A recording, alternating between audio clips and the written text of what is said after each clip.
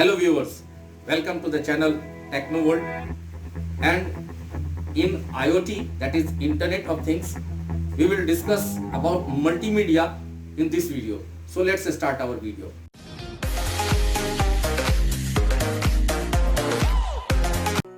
Hello viewers and welcome to our channel Techno World.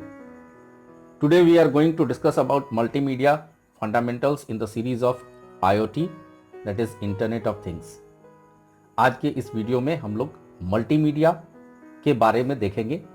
Multimedia क्या है, उनके types क्या हैं और वेरियस कंपोनेंट्स ऑफ मल्टीमीडिया देखेंगे। तो आइए स्टार्ट करते हैं अपना वीडियो। सबसे पहले हम लोग मल्टीमीडिया के बारे में जानेंगे, मल्टीमीडिया के इंट्रोडक्शन के बारे में जानेंगे। व्यूअर्स, जैसा हम लोग जानते हैं कि media is the way of communication.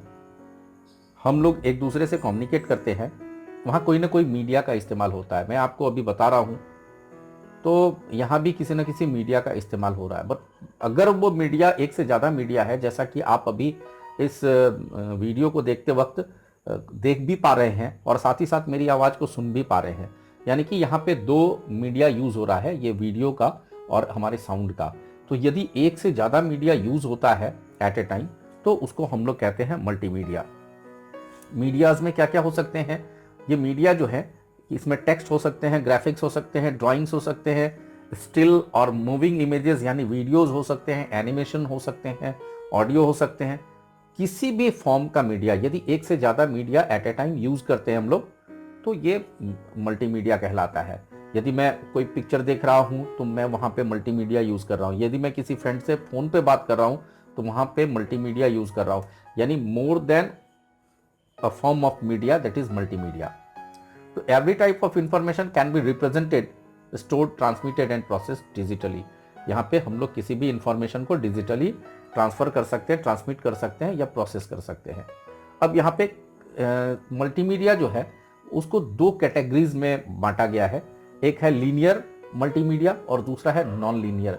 Linear multimedia जो है ये ऐसा मल्टीमीडिया होता है जिसमें हम लोगों का यानी कि यूजर का कोई इंटरैक्शंस नहीं होता, यानी कि विदाउट यूजर इंटरैक्शंस के अगर हम लोग किसी मल्टीमीडिया को यूज करते हैं, इट मींस सपोज मान लीजिए हम कोई फिल्म देख रहे हैं, कोई पिक्चर देख रहे हैं और वहां पे केवल हम देख सकते हैं, हम उसको चेंज नहीं कर सकते, उसको बीच से रोक नहीं सकते।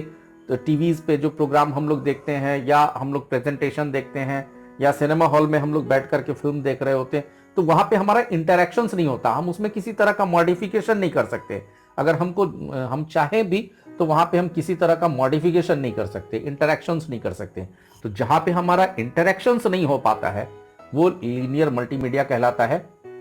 जैसे सपोज हमने अगर कोई पावर पॉइंट पे ही स्लाइड शो बना दिया और वो स्लाइड शो जो है वो लगातार यानी ऑटोमेटिकली वो चेंज हो रहा है on the equal interval of times.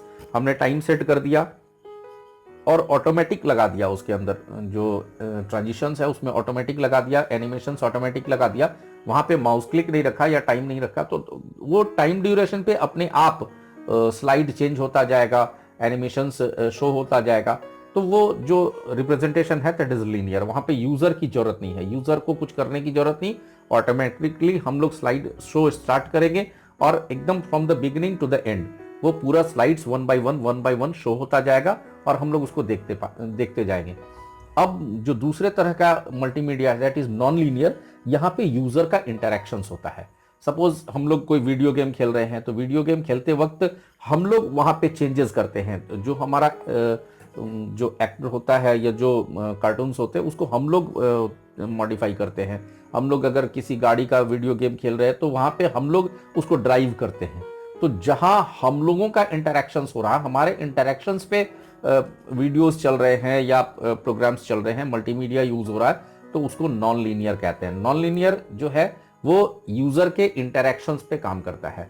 यहाँ पे देख पा रहे हैं डेफिनेशन में, non linear uses interactivity to control process as with a video game और self paced computer based learning training.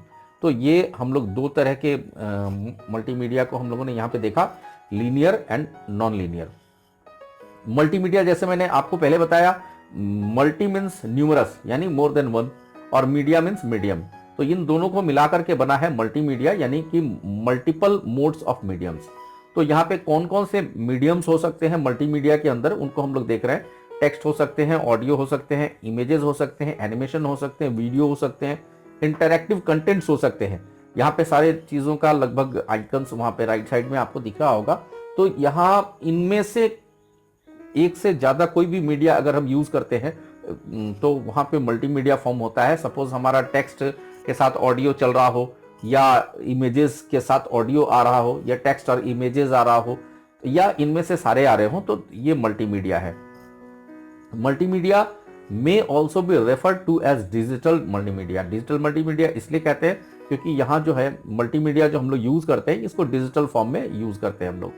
Characteristics हम लोग देखेंगे मल्टीमीडिया का, तो multimedia system must be computer controlled. जो मल्टीमीडिया सिस्टम है वो कंप्यूटर द्वारा कंट्रोल्ड होना चाहिए, इसलिए कि हम लोग जितने भी मीडियाज हैं, कॉम्बिनेशन ऑफ मीडियाज हम लोग जो यूज करेंगे, तो हम लोगों को अगर कंप्यूटर कंट्रोल्ड हम लोग मल्टीमीडिया यूज करते हैं तो वहाँ पे हम लोग सिस्टम्स को कंट्रोल करना या उनमें किसी तरह का ये लगाना, तो ये हम लोग कर सकते हैं कंप्यूटर के थ्रू।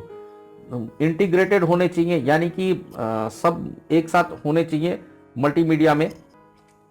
मीडियाज कंबाइंड होने चाहिए। इंटीग्रेटेड का मतलब हो गया कि मीडियाज कंबाइंड होने चाहिए। सपोज मान लीजिए कि ऑडियो है, वीडियो है या टेक्स्ट है, तो उनका कॉम्बिनेशन होना चाहिए। ऐसा नहीं कि सब अलग अलग प्ले करे, तो वहां पे मीडियाज का कॉम्बिनेशन जो है वो एक साथ प्ले होने चाहिए। The information they handle must be separated, represented digitally. जो हम लोग मल्टीमीडिया में जो मीडियाज यूज कर रहे हैं, तो उनका जो इंफॉर्मेशन है वो डिजिटली उनका रिप्रेजेंटेशन जरूर होना चाहिए, और जो यूजर्स हैं उनको ये परमिशन होनी चाहिए कि उसको इंटरैक्ट कर सके। इंटरैक्टिव परमिशंस उनके पास, यूजर के पास होनी चाहिए कि फाइनली उसको इंटरैक्ट यानी एडिट कर सके। जो मल्टीमीडिया है उसको एडिट करने का परमिशंस हो। तो अगर हम लोग ऐसी चीज़ों को करते हैं तो हमारा एक सक्सेसफुल मल्टीमीडिया माना जाता है। हमारे पास इंटरैक्शंस की परमिशंस होनी चाहिए, हम उसको इंटरैक्ट कर सके। अगर कई मीडियाज को हम लोग कंबाइन कर रहे हैं एक साथ, तो जब तक हम लोग इंटरैक्ट नहीं कर पाएंगे, जब तक हम लोग उसको एडिट नहीं कर पाएंगे, तब तक एक बहुत अच्छा मल्टीमीडिया हम लोग क्रिएट नहीं कर सकते हैं। मल्टीमीडिया के एलिमेंट्स क्या क्या होते हैं, तो जैसा हमने देखा, टेक्स्ट है या फैक्स डॉक्यूमेंट इमेजेस है या फोटोग्राफिक इमेजेस है, जियोग्राफिक इंफॉर्मेशन यानी जो मैप्स वगैरह होते हैं, मैप्स हम लोग लगा सकते हैं, फोटोज लगा सकते हैं, टेक्स्ट लगा सकते हैं, वॉइस कमांड यूज कर सकते हैं, ऑडियो मैसेजेस उसके अंदर या म्यूजिक लगा सकते हैं, ग्राफिक्स यूज कर सकते हैं हम लोग, मूविंग ग्राफिक्स यानी कि जो हम लोग एनिमेटेड एनिमेशंस वगैरह लगा सकते हैं, फ्रैक्टल्स लगा सकते हैं, डिजिटल कंप्यूटर जनरेटेड पैटर्न्स जो होते हैं उनको हम लोग लगा सकते हैं। तो मल्टीमीडिया डाटा के ये सारे एलिमेंट्स हैं जिनको हम लोग यूज करते हैं मल्टीमीडिया के साथ। अब मल्टीमीडिया को क्लासिफाई किया गया है दो ग्रुप्स में। पहला है कैप्चर्ड वर्सेस सिंथेसाइज्ड और दूसरा है डिस्क्रीट वर्सेस कंटिन्यूअस मीडिया। तो यहाँ पे जो पहला कैटेगरी है कैप्चर्ड वर्सेस सिंथेसाइज्ड, जो मीडिया है जो रियल टाइम मीडिया होता है, जैसे सपोज हम लोग अपने कैमरा से या अपने मोबाइल फोन से कोई वीडियो शूट करते हैं, तो वो जो मीडिया होता है वो कहलाता है कैप्चर्ड मीडिया। और उस मीडिया को हम लोग कंप्यूटर के द्वारा सिंथेसाइज करके यानी कंबाइन करके और फिर उसको क्रिएट करके हम लोग डिस्प्ले करा सकते हैं। तो ये जो मीडिया है ये रियल टाइम मीडिया होता है, रियल टाइम वीडियोस होते हैं जो कि हम लोग उसको सिंथेसाइज करके कंप्यूटर के द्वारा और उसको जनरेट कर सकते हैं। जो दूसरे तरह का मीडिया होता है वो डिस्क्रीट स्पेस बेस्ड मीडिया होता है। इसमें क्या है कि ये रिकॉर्डिंग नहीं होती। जो पहला वाला टाइप था उसमें क्या है कि हम लोगों ने रिकॉर्ड किया और रिकॉर्ड करके उसको ऑर्गेनाइज करके हम लोग डिस्प्ले करा देते हैं। बट यहाँ जो मीडिया है ये डिस्क्रीट स्पेस बेस्ड मीडिया होता है। यहाँ पे क्या होता है कि जो हमारे इमेजेस होते हैं, मल्टीपल इमेजेस को हम लोग अलग अलग फ्रेम वाइज स्टोर करते हैं और उन फ्रेम्स को हम लोग डिस्प्ले कराते हैं। जैसे एनिमेशन में जितनी एनिमेटेड फिल्म्स हैं, जितनी मोशन वीडियोस हैं, उनको हम लोग क्या करते हैं कि मल्टीपल बहुत सारे पिक्चर्स होते हैं और उन बहुत सारे पिक्चर्स को हम लोग एक साथ कंबाइन करके 1 बाय 1 फ्रेम्स के अनुसार चलाते हैं। तो उनका जो एक फ्रेम रेट होता है, जो मीडियाज हम लोग डिस्प्ले कराते हैं तो उनका एक फ्रेम रेट होता है और अलग अलग स्टोरेज पे वो मीडियाज रखे हुए। सपोज हमारा पिक्चर 1, पिक्चर 2, पिक्चर 3, पिक्चर 4, ये हमारा जो भी मीडिया स्टोर है वो हमारे हार्डवेयर, हमारे स्टोरेज पे अलग अलग स्पेस ऑक्यूपाई करके रखा है, उनको कॉन्टिन्यूअस हमको डिस्प्ले कराना है। यानी कि जो फ्रेम्स हम लोग बनाएंगे मल्टीमीडिया के, उनमें उन फ्रेम्स में फ्रेम 1, फ्रेम 2, फ्रेम 3 ऐसा करके हम लोग उनको डिस्प्ले कराएंगे। और ये ध्यान रखना है कि जो हमारा फ्रेम रेट है जो हम लोग डिस्प्ले करा रहे हैं, तो पर सेकंड जो हमारा है कम से कम 25 से 30 फ्रेम्स डिस्प्ले होना चाहिए, ताकि जो हमारा वीडियोस है, जो हमारा एनिमेशन है या मूविंग वीडियो, हम लोग मोशन वीडियो बना रहे हैं, वो हमको मूविंग दिखे, वहां पे कॉन्टिन्यूअस उसका डिस्प्ले हो।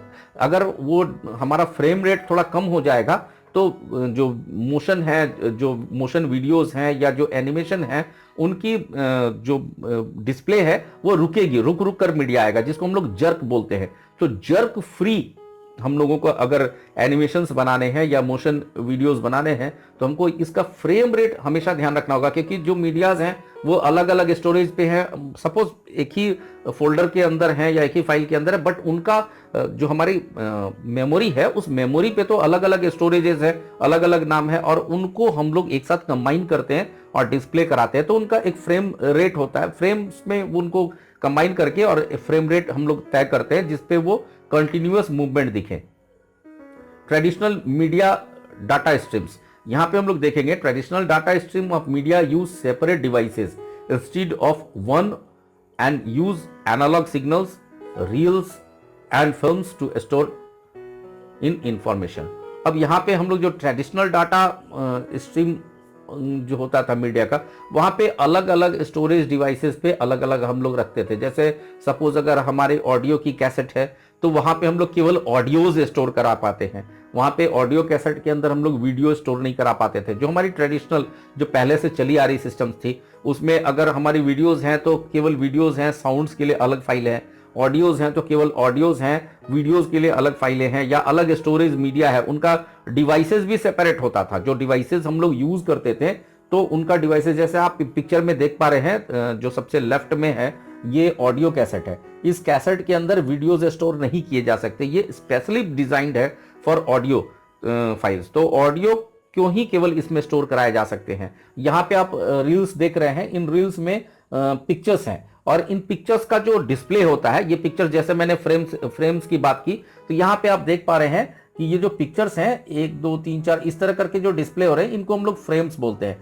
अब ये जो फ्रेम्स हैं, इनमें अलग अलग मूवमेंट के पिक्चर्स हैं, और उनको अगर एक साथ हम लोग डिस्प्ले कराते हैं तो वहां पे मूवमेंट क्रिएट होता है। सपोज हमारा जो एक्शंस है वो पर एक्शन इमेजेस शूट होते गए हैं। अब उन इमेजेस को फ्रेम्स में रखा गया है, उनको अगर लगातार हम लोग दिखाते हैं तो कोई भी वर्क हमको होता हुआ दिखता है। अगर वहीं पे फ्रेम पे आपका रुक जाएगा या फ्रेम डिस्प्ले में लेट होगा, तो आपको कोई भी चीज चलता हुआ नजर नहीं आएगा, आपको उसमें मूवमेंट नजर नहीं आएगा। आपको वहां पे रुक रुक करके तो आपको लगेगा कि कोई आप पिक्चर्स, मतलब ऐसे स्टिल पिक्चर्स देख रहे हैं। तो इन्हीं को दिखाना है बहुत स्पीड में, जो 25 से 30 हमने फ्रेम रेट बताया, उसी के आधार पर जब हम लोग इनको डिस्प्ले कराते हैं तो लगता है कि एक मूविंग हम लोग पिक्चर्स देख रहे हैं।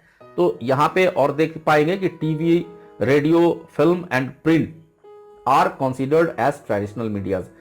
टीवी है या रेडियो है, रेडियो में हम लोग क्या होता था, केवल वॉइस सुन पाते थे। तो जो टीवी है, रेडियो है या फिल्म है, इनको ट्रेडिशनल मीडियाज में रखा गया है। एक ही तरह का काम हो सकता है, जैसे टीवी है तो वहां पे इंटरैक्टिव नहीं होता। हमारा जो वीडियो है, साउंड और डिस्प्ले, यानी कि पिक्चर्स और डिस्प्ले और साउंड दोनों आ रहा है। वहां पे मूविंग इमेजेस भी हम लोग देख पा रहे हैं, साउंड भी सुन पा रहे हैं, बट इंटरैक्टिव नहीं है, नॉन इंटरैक्टिव है, यानी कि लीनियर टाइप ऑफ डाटा हम लोग वहां देख पाते हैं। तो उनको ट्रेडिशनल मीडिया में रखा गया है। ट्रेडिशनल मीडिया डाटा स्ट्रीम का कैरेक्टरिस्टिक्स क्या है? इसमें separate storage medium for separate medias. जैसा मैंने अभी बताया आपको कि अलग तरह का डाटा रखना है तो अलग तरह का उसका मीडिया बना हुआ है। ऑडियो रखना है, ऑडियो स्टोर करना है तो ऑडियो कैसेट्स है, वीडियो स्टोर करना तो वीडियो कैसेट्स हैं। तो उनको अलग अलग तरह के डिवाइसेस में अलग अलग मीडियाज को स्टोर किया जाता था। दूसरा है कि अलग अलग डिवाइसेस के स्टोरेज को प्ले करने के लिए भी अलग अलग तरह के डिवाइसेस, यानी कि ऑडियो कैसेट है तो ऑडियो कैसेट का डाटा रिट्राइव करने के लिए, ऑडियो कैसेट का ऑडियो सुनने के लिए उसका अलग डिवाइस होता था। वीडियो देखने के लिए वीडियो का एक अलग डिवाइस होता था। जैसे हम लोग जानते हैं ऑडियो कैसेट प्लेयर, हम लोगों ने सुना होगा या देखा होगा, जो वीडियो हमारे प्लेयर्स होते थे, वीडियो प्लेयर्स होते, वीसीआर, वीसीपीज, ये जो डिवाइसेस यूज होते थे। तो दोनों का स्टोरेज मीडिया अलग है और दोनों का प्लेइंग जो डिवाइस है, जो प्लेबैक डिवाइसेस हैं, वो भी अलग होते थे। अलग अलग प्लेबैक डिवाइसेस में अलग अलग मीडियाज को देख पाते थे, सुन पाते थे, और उनका स्टोरेज भी बिल्कुल अलग होता था।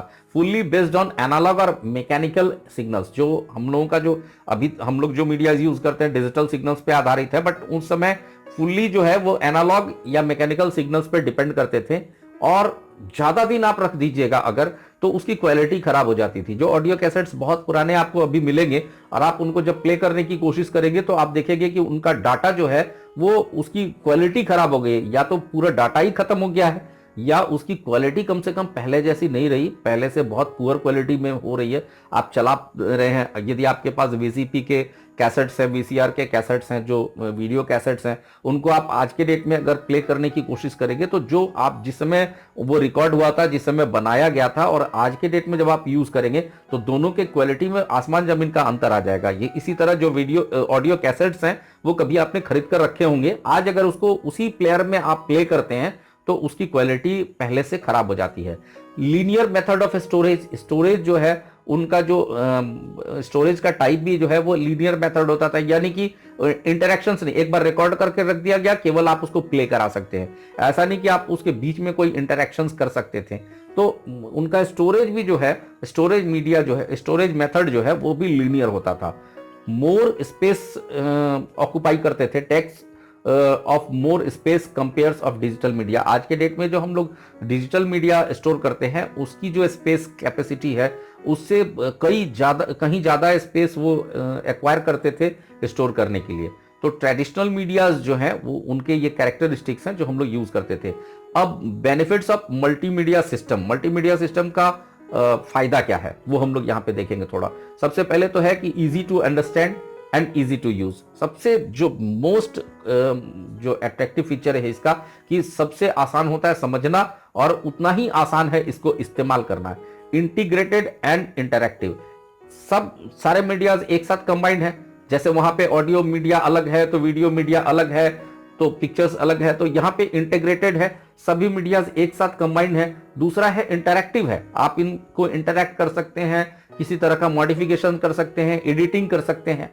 Conductive and cooperative work environment, जो इन्वायरमेंट है वो सबसे पहला क्योंकि आपको यूजर फ्रेंडली लगेगा, आप उसमें उस इन्वायरमेंट में बहुत अच्छी तरह से काम कर पाएंगे और समझ भी पाएंगे। फ्लेक्सिबिलिटी है, आप के पास बहुत सारी फ्लेक्सिबिलिटी है, आप उसके ऑडियोज को हटा सकते हैं, ऑडियोज लगा सकते हैं, अलग से ऑडियो उसमें नरेशन करके डाल सकते हैं। तो ये फ्लेक्सिबिलिटी है यूजर के पास, वो मीडिया को मॉडिफाई करने की उसके पास बहुत सारी फ्लेक्सिबिलिटी होती है। और लार्ज ऑडियंस को ये सपोर्ट करता है, यानी कि लार्ज अमाउंट ऑफ ऑडियंस को आप उसमें दे सकते हैं। जैसे मान लीजिए सपोज हमने एक मल्टीमीडिया के थ्रू एक वीडियो बनाया, उसको कई तरह के स्प्रेड करने के तरीका हैं। जैसे मान लीजिए कि यूट्यूब पे डाल दिया, तो ऑडियंस का सपोर्ट, लार्ज ऑडियंस सपोर्ट यहाँ पे हम लोगों को मिल सकता है।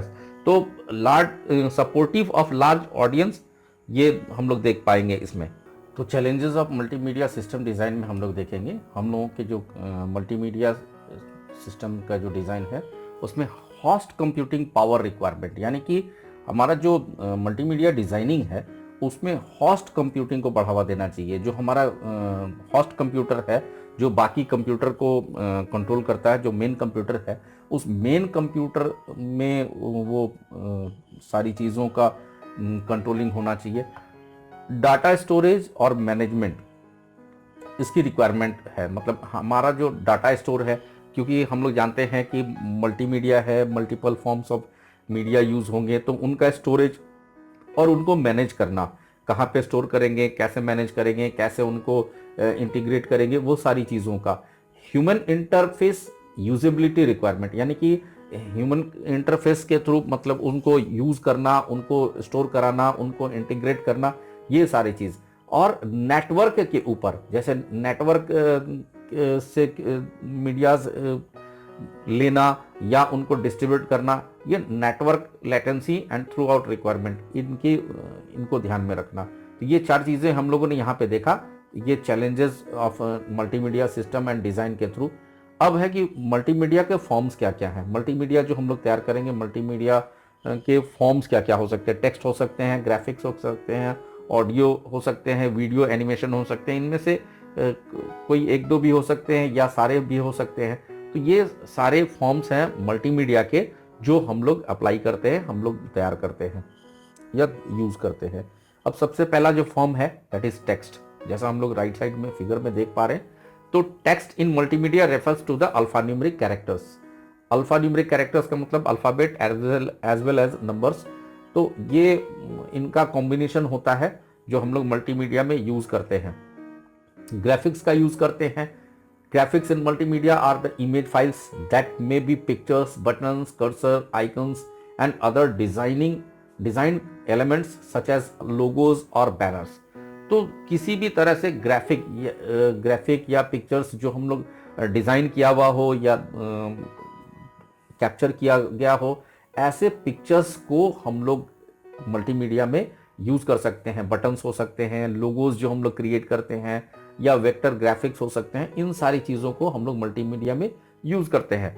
ऑडियो भी हम लोग, जैसे मान लीजिए नैरेट करना, ऑडियो नैरेट करना, ऑडियो रिकॉर्ड करना, ऑडियो कहीं से ले करके उसको इंसर्ट करना। तो म्यूजिक फाइल्स हो सकते हैं, वॉइस हो सकता है किसी का, या साउंड इफेक्ट्स हो सकते हैं। वो सारी चीज़ें हम लोग कैप्चर करके या फिर स्टोर करके, डिजिटली स्टोर्ड जो हमारा ऑडियोज हैं उनको यूज कर सकते हैं अपने मल्टीमीडिया पे। वीडियो यूज कर सकते हैं। हमारे पास अगर वीडियो के कलेक्शंस हैं, हमने कहीं स्टोर करके रखा हुआ है, तो उन वीडियोस का भी इस्तेमाल हम लोग कर सकते हैं। या फिर हम लोग एनिमेशंस का भी इस्तेमाल कर सकते हैं। वीडियोस क्या है, जैसे हम लोगों ने कहीं से स्टोरेज, कहीं से फुटेज रिकॉर्ड करके रखा हुआ है, यानी लाइफ टाइम जो वीडियोस है, जो हम रियल टाइम वीडियोस अपने वेब कैमरा से या कैमरा से रिकॉर्ड करके रखा है, और उसको हम लोग इस्तेमाल कर सकते हैं। एनिमेशंस लगा सकते हैं। यहाँ पे आप देख पा रहे हैं कि एक जो लेफ्ट साइड में हमारा है वो एनिमेटेड ग्राफिक है। एनिमेशंस मतलब क्या हो गया कि मूवमेंट होगा, जो पिक्चर्स हैं उनके ऊपर जो मूवमेंट हम लोग लगाते हैं। Animations in specific refers to visually produced moving graphics. जैसा हम लोग यहाँ पे देख पा रहे हैं, जो कार्टून्स हो सकते हैं, ग्राफिक मोशंस हो सकते हैं। एनिमेशंस में हमारा जो ऑब्जेक्ट है वो मूव करता हुआ हमको दिखेगा। कंप्यूटर बेस्ड एनिमेशंस लगा सकते हैं। हम कंप्यूटर में एनिमेशंस तैयार कर सकते हैं। ऐसे कई सॉफ्टवेयर्स हैं जो कि एनिमेशंस तैयार करने में हमारी मदद करते हैं। वो एनिमेशंस के थ्रू हम लोग उसको, किसी भी चीज़ को रिप्रेजेंट कर सकते हैं। ऐसे एनिमेशंस 2D या 3D एनिमेशंस हो सकते हैं जो 2D 3D इंजन्स के द्वारा तैयार किए जाते हैं। तो computer based animations are fully produced using computers these days. This has become the standard. These types of animations are produced using digital motion graphics, 2D and 3D animation engines. तो इनके द्वारा हम लोग एनिमेशंस बना सकते हैं, तैयार कर सकते हैं, और कई चीज़ों में हम लोग एनिमेशंस का इस्तेमाल करते हैं। वैसे तो इंटरटेनमेंट के लिए होता ही है, बट कई चीज़ों को, जैसे ई लर्निंग के तौर पे, किसी भी चैप्टर को क्लियर करने के, किसी भी टॉपिक को समझाने के तौर पे, कई चीज़ों पे, किनको कोई टेक्निकल चीज़ों को समझाना है उसके तौर पे, तो एनिमेशंस हम लोग इस्तेमाल करते हैं। इनके लिए पर्टिकुलर सॉफ्टवेयर्स होते हैं जिनके द्वारा हम लोग क्रिएट कर सकते हैं। कंप्यूटर बेस्ड एनिमेशन का जो स्टेप्स है, इसमें क्या क्या चीज़ें होनी चाहिए। सबसे पहला है कि कंसेप्ट डिज़ाइन, यानी कि आप किस चीज़ को दिखाने वाले हैं उसका कंसेप्ट होना चाहिए आपके दिमाग में। आप पहले कंसेप्ट क्रिएट करिए कि आप एनिमेशन बना किस चीज़ के लिए रहे हैं, आपका बनाने का मकसद क्या है। दूसरा है कि स्टोरी आउटलाइन आपको तैयार करनी है, कि उस स्टोरी का पूरा एक रूपरेखा तैयार करना है। आपका कंसेप्ट क्या था, आप दिखाना क्या चाहते हैं, उसमें क्या क्या दिखाएंगे। तीसरा है उसकी स्क्रिप्ट लिखनी चाहिए कि हमको वहाँ पे क्या क्या करना है, कौन कौन से डायलॉग्स बोलने हैं या क्या क्या मूवमेंट दिखाना है, वो पूरा एक स्क्रिप्टिंग करनी चाहिए। स्टोरी बोर्ड बनाना चाहिए ताकि उसमें पूरी तरह से जो हम लोग शुरू से लेकर के एंड तक जो हम लोग क्रिएट करने वाले हैं उसकी पूरी एक स्टोरी होनी चाहिए। एनिमेटिक, यानी कि एनिमेशंस जो हम लोग लगाएंगे उनके एनिमेटिक्स तैयार करने हैं। डिज़ाइन तैयार करना है, जो मॉडल या डिज़ाइन हम लोग तैयार करेंगे। टेक्सचर या शेडो कहीं हम लोग इस्तेमाल कर रहे हैं उसकी तैयारी करके रखनी है। हमारे जो एनिमेशंस होंगे उसमें लाइटिंग किस तरह का होगा, लाइटिंग कहाँ कहाँ यूज़ करेंगे, कैमरा का सेटअप कैसे करेंगे जिससे कैमरा अगर हम लोग यूज़ कर रहे हैं तो उसमें प्रॉपर कैप्चर हो, प्रॉपर उसका यूज़ हो। की फ्रेम्स हम लोग जो फ्रेम्स लगाएंगे, सपोज अभी मैंने आपको इससे पहले बताया था कि फ्रेम्स जो पिक्चर के रील्स हमने दिखाए थे तो वहाँ पे वो फ्रेम वाइज पिक्चर्स प्रोड्यूस हो रहे थे। जैसा मैंने अभी फीचर में भी बताया था कि वहाँ पे जो हमारा फ्रेम्स के थ्रू हम लोग उस ग्राफिक्स को डिस्प्ले कराते हैं, तो वो की फ्रेम्स बनाने हैं हम लोगों को। आगे हम लोग देखेंगे की फ्रेम्स क्या हैं और कैसे हम लोग ये करते हैं। उसके बाद रिफाइनिंग यदि आप बना लेते हैं तो उसको एक बार जरूर देखना है कि हमारा जो वीडियो है, जो एनिमेशंस है, उसको एक बार क्लियर कर लेना है। रेंडरिंग करना है, यानी कि उसको एक वीडियो फॉर्मेट में कन्वर्ट करना है। जब पूरा आपका एनिमेशन वीडियो तैयार हो जाता है तो उसको एक वीडियो के फॉर्मेट में कन्वर्ट करना, फिर जरूरत पड़े तो उसको एडिट करना, और जब फाइनल हो गया तो अब उसको एक्सपोर्ट करना। यानी कि यहाँ पे 14 स्टेप्स देख रहे हैं हम लोग एनिमेशन वीडियोस तैयार करने के, एनिमेटेड वीडियोस के लिए। ये 14 स्टेप्स में हमारा यहाँ पे काम पूरा हो रहा है। इन स्टेप्स को अच्छी तरह से ध्यान में रख करके यदि हम लोग क्रिएट करते हैं तो एक बहुत अच्छा एनिमेटेड वीडियोस हम लोग बना सकते हैं। अब यहाँ पे की फ्रेम्स जो हमने अभी बात की, उस की फ्रेम्स की बात हम लोग यहाँ पे देखते हैं। यहाँ पे दो ऊपर वाला जो इमेज है उसमें आप देख पाएंगे, यहाँ पे जो इमेज है ये आपके फ्रेम्स हैं। इन फ्रेम्स पे हम लोग वीडियोस को इंसर्ट करते हैं और उसके द्वारा यहाँ पे हम लोग उनको अरेंज करते हैं, उनको ब्रेक करना है या उन कई फ्रेम्स को एक साथ ऐड करना है। ये सारा काम हम लोग किसी भी एनिमेशन के सॉफ्टवेयर के थ्रू करते हैं। अ की frame in animation and film making is a drawing that defines the starting and ending points of any smooth transition. यहाँ पे हम लोग देखेंगे जो हमारा वीडियो है, जो स्टार्टिंग है और एंडिंग पॉइंट है। अब यहाँ पे कई पार्ट में हमारे वीडियोस हो सकते हैं, उन वीडियोस को जोड़ना ताकि वो एक साथ लगे, वो ऐसा ना लगे कि कहीं से आपने वीडियोस कट किए हैं, कहीं से आपने जोड़ा है, तो उनकी स्मूथ फिनिशिंग देना, ये की फ्रेम्स के थ्रू हम लोग करते हैं। और the drawings are called frames because these position in time is measured in frame on a strip of film. यहाँ पे जो ड्राइंग्स हैं जो हम लोग यहाँ पे लगाएंगे, जो अलग अलग क्लिप्स लगाएंगे, वो फ्रेम्स कहलाते हैं। और इन फ्रेम्स के जरिए हम लोग टाइम मेजर करते हैं, कहाँ से कहाँ तक कितने मिनट में हमारा डिस्प्ले हो रहा है, कहाँ पे हमको फास्ट करने हैं, कहाँ स्लो करना है, कहाँ स्मूथनेस देखनी है, तो वो सारा हम लोग फ्रेम्स के थ्रू करते हैं। अ सीक्वेंस ऑफ की frames defines which movement the viewer will see, whereas the position of the key frame on the film, video और animation defines the timing of the movement। यहाँ पे सबसे पहला है कि जो हमारा फ्रेम्स है, की फ्रेम्स है, वो हमको ये दिखाएगा कि यूजर कौन सा वीडियो का कौन सा पार्ट देख रहे हैं। यहाँ पे उसका प्रीव्यू आएगा, उस प्रीव्यू के थ्रू हम लोग देख पाएंगे कि जो यूजर्स है, जो व्यूअर्स है, उनको कौन सा वीडियो दिख रहा है। जबकि साथ ही साथ अगर हम लोग देखेंगे तो हमारा जो फिल्म है,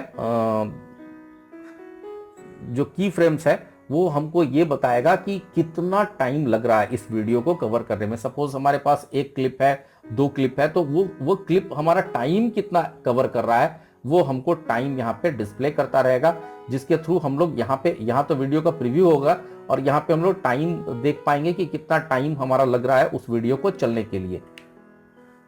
दो या दो से अधिक, दो तीन कई फ्रेम्स हम लोग एक साथ जोड़ सकते हैं, उनको स्पैन कर सकते हैं, बड़ा कर सकते हैं या छोटा कर सकते हैं, उनकी व्यूज हम लोग सेट कर सकते हैं की फ्रेम्स के थ्रू। इन बिटवीन फ्रेम्स यदि आप मल्टीपल क्लिप्स जोड़ते हैं, सपोज मान लीजिए कि दो इमेजेस हैं या दो मूवीज हैं, दो पिक्चर्स हैं, उनको जोड़ना है, उनको एक साथ रखना है। पहला फ्रेम है, उसके बाद दूसरे फ्रेम में दूसरा है, तीसरे में तीसरा, उनको जोड़ना है। तो उनके बीच में जो हम लोग कभी कभी, जैसे मान लीजिए एक इमेज है और दूसरा इमेज है, तो उसके बीच का जो पोजीशन है वहां पे हम लोगों को ध्यान रखना है। वहां पे यदि हम लोग किसी तरह का एनिमेशन लगाते हैं या ट्रांजिशंस लगा देते हैं तो लगता है कि वो आपस में जुड़े हुए हैं और उनका फ्लो एक जैसा दिखता है। वहां पे ये नहीं लगता है कि कोई वीडियो कट हुआ था या कोई जोड़ा गया वीडियो है, तो उसका ध्यान रखने हम लोग। इन बिटवीन फ्रेम्स बहुत इंपॉर्टेंट रोल अदा करता है मल्टीमीडिया में। कई वीडियोस को यदि आप ज्वाइन करते हैं या उनको स्प्लिट करते हैं, कट करते हैं, तो उनके पार्ट्स को ज्वाइन करने के लिए इन बिटवीन फ्रेम्स को ध्यान दिया जाता है। देखेंगे यहाँ पे हम लोग लैंग्वेज के तौर पे क्या लिखा है, इन बिटवीन और ट्विनिंग जिसको हम लोग कहते हैं is the process of generating immediate frames between two images to give the appearance that the first image evolves smoothly into the second image। यहाँ पे जैसे मैंने बताया कि जो मान लीजिए पहला क्लिप है या पहला इमेज है, पहले इमेज से दूसरे इमेज पे जब आप जाते हैं तो वहां पे स्मूथ शिफ्टिंग होती है। वहां आपको ये लगना नहीं चाहिए कि वहां पे कोई कट हुआ है या अचानक से कोई दूसरा इमेज स्टार्ट हो गया, ऐसा लगना नहीं चाहिए। तो उसके लिए हम लोग यहाँ पे इन बिटवीन फ्रेम्स बनाते हैं और उन पे जो एनिमेशंस हैं या जो ट्रांजिशंस हम लोग लगाते हैं ताकि उनका जो फ्लो है वो स्मूथ फ्लो हो सके वहां से। विजुअल इफेक्ट लगाना, जो हम लोग फिल्म मेकिंग करते हैं, जब हम लोग फिल्म्स तैयार करते हैं तो उनमें कुछ विजुअल इफेक्ट्स अलग से जोड़ने पड़ जाते हैं। तो यहाँ पे हम लोग देखेंगे in film making visual effect are the process by which imagery is created and और manipulate outside the context of a live action shot. जो हमारा जो शॉट हमने कैप्चर करके रखे हैं, जो लाइव एक्शन शॉट्स है, उसके ऊपर कुछ एक्स्ट्रा इफेक्ट जो आप लोग अब आज के डेट में पिक्चर्स में बहुत सारे एक्स्ट्रा इफेक्ट्स देखते हैं, तो उन इफेक्ट्स को ऐड करना, हम जो मल्टीमीडिया है उसके थ्रू उन इफेक्ट्स को ऐड करना ताकि उसको और अट्रैक्टिव बनाया जा सके। Visual effect involve the integration of live action footage and generated imagery to create environments which look realistic but would be dangerous, expensive and impractical or simply impossible to capture on film। जैसे जो हम लोगों ने live action footage cover किए हैं, जो capture किया गया है, उन पे कुछ एक्स्ट्रा लुक देना है। अब वो लुक ऐसे होने चाहिए कि जो रियल दिखे भी और उनको करना बहुत डेंजरस हो, एक्सपेंसिव हो, जो हम लोग आसानी से नहीं कर पाए, वैसे लुक्स को हम लोगों को इस विजुअल इफेक्ट के द्वारा देना है। Visual effect using computer generated imagery have recently become accessible to the independent film maker with the introduction of affordable and easy to use animation and composition software. ये जो कुछ सॉफ्टवेयर्स हैं इसके through आज के डेट में थोड़ा आसान तो जरूर हो गया है, और आज आप प्रायः ऐसे फिल्म्स हैं जिनमें आप इस तरह के इफेक्ट देख सकते हैं जो कि लगाए जाते हैं, जो आज के डेट में बहुत आसानी से एक्सेसिबल है। और ऐसे कई सॉफ्टवेयर्स हैं जो आपको परमिट करते हैं इस तरह के इफेक्ट्स लगाने के लिए। विजुअल इफेक्ट्स जो है वो the possibility of smooth visual effect motion come with the development of high and multi core graphic cards. जितने आज के डेट में जो हम लोग कंप्यूटर यूज करते हैं वो सारे कंप्यूटर्स में ग्राफिक कार्ड्स अलग से लगाए जाते हैं। यदि आपके कंप्यूटर में सपोज पुराना कंप्यूटर है तो ऐसे सॉफ्टवेयर्स की आप इस्तेमाल बहुत अच्छे से नहीं कर पाएंगे, या इम्पॉसिबल भी होगा आपके कंप्यूटर्स में वैसे सॉफ्टवेयर्स का इस्तेमाल करना जो ऐसे विजुअल इफेक्ट्स में यूज आते हों। तो यानी कि जब आप इस तरह के काम करेंगे, जब आप मल्टीमीडिया का या एनिमेशन का काम करेंगे, तो आपका कंप्यूटर एक फास्ट कंप्यूटर होना चाहिए, स्टोरेज अच्छी होनी चाहिए, साथ ही साथ उसमें जो आपका ग्राफिक कार्ड्स है वो आपका मल्टी कोर ग्राफिक कार्ड लगा होना चाहिए। या तो फिर आपको हो सकता है कि यदि आपका कंप्यूटर ठीक है और ग्राफिक कार्ड नहीं है तो आपको अलग से ग्राफिक कार्ड लगा करके अपने कंप्यूटर को थोड़ा अपग्रेड करना पड़ेगा, तभी आप इस तरह के सॉफ्टवेयर्स का इस्तेमाल कर पाएंगे। Different methods of controlling animations control कैसे करते हैं हम लोग, उसके कई तरीके हो सकते हैं, जैसे की फ्रेमिंग, जैसे हम लोगों ने अभी बात की फ्रेमिंग के ऊपर, यूजिंग की processes for shapes and characters, जो कीज का इस्तेमाल करना, हमारे जो शेप्स हैं या जो कैरेक्टर्स हम लोग यूज कर रहे हैं उसके ऊपर इस्तेमाल करना, ये सबसे आसान तरीका है की फ्रेमिंग के जरिए हमारा एनिमेशन कंट्रोल करना। दूसरा है मोशन पाथ्स, हम लोग जो मूव कराते हैं तो उनके पाथ के ऊपर हम लोग एनिमेशंस टेक्निक यूज कर सकते हैं। Uses an animation technique that uses a pathway for animation to flow. जैसे हम लोगों ने कोई ऑब्जेक्ट मूव कराना है एक प्लेस से दूसरी प्लेस तक, तो उनका पाथ डिजाइन करना, कहाँ से मूव करेंगे, किधर जाएंगे, वो उनका पाथ डिजाइन करके उस पाथ के ऊपर उनको मूव कराना थोड़ी सी कॉम्प्लेक्स है। पहले वाले जो की फ्रेमिंग है उससे थोड़ा कॉम्प्लेक्स है। आपको यहाँ पे पाथ डिफाइन करने पड़ेंगे, मूवमेंट के लिए उनका पाथ डिफाइन करके और उनको उसी पाथ के थ्रू मूव कराना पड़ेगा। पैरामेट्रिक मोशन कंट्रोल, ये जो पैरामेट्रिक मोशन कंट्रोल है बाय यूजिंग प्रोग्रामिंग लैंग्वेजेस, कुछ ऐसे प्रोग्रामिंग लैंग्वेजेस हैं जिनके थ्रू आप एनिमेशन कंट्रोल कर सकते हैं, जैसे MEL है, पाइथन है, Python for Autodesk, Maya expressions for adobe after effects. ये कुछ ऐसे सॉफ्टवेयर्स है जिनका यूज करके आप एनिमेशन कंट्रोल कर सकते हैं, एनिमेशन लगा सकते हैं किसी भी ऑब्जेक्ट के ऊपर, किसी ग्राफिक्स के ऊपर। Initially hard to use but saves a lot of time for complex motions. जैसे हम लोग अभी मोशन पाथ्स के थ्रू देख रहे थे, थोड़ा सा मुश्किल है और टाइम टेकिंग है, आपको एक एक पाथ डिफाइन करने पड़ते हैं, उस पाथ पे आपको ऑब्जेक्ट्स को मूव कराना पड़ता है, उसके लिए टाइमिंग सेट करनी पड़ती है। तो ये थोड़ा सा टाइम टेकिंग और थोड़ा कॉम्प्लेक्स होता था, बट यदि हम प्रोग्रामिंग के जरिए ये सारा काम कर पाते हैं तो उनसे थोड़ा आसान है, क्योंकि वो टाइम सेविंग हो जाता है। हम एक बार प्रोग्रामिंग के जरिए डिफाइन कर देते हैं और उसके अकॉर्डिंग हमारा एनिमेशन चलता है। सो आशा करता हूं कि आपको ये वीडियो समझ में आ गया होगा। So thank you for watching the video.